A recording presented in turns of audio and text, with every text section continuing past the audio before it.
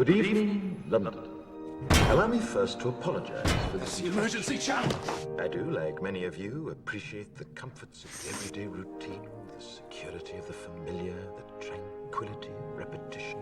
Bloody hell. I enjoy them as much as any bloke.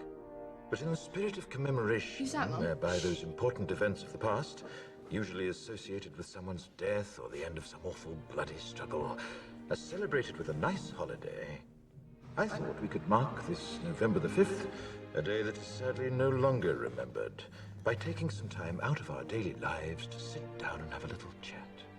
There are, of course, those who do not want us to speak. Let me think, just let me I think. suspect even now, orders are being shouted into telephones, and men with guns will soon be on their way. It's Chancellor Sutler. Damn it. Why?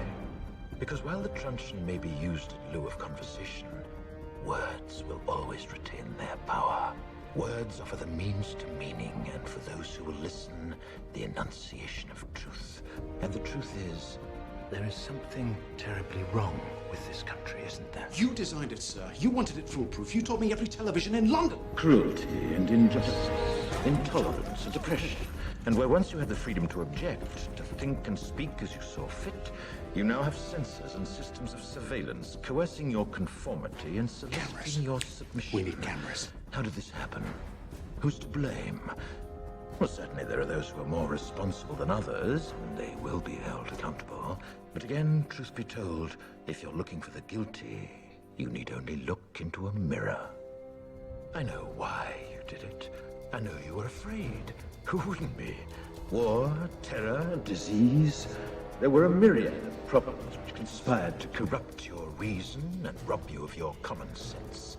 Fear got the best of you, and in your panic you turned to the now High Chancellor Adam Sutler.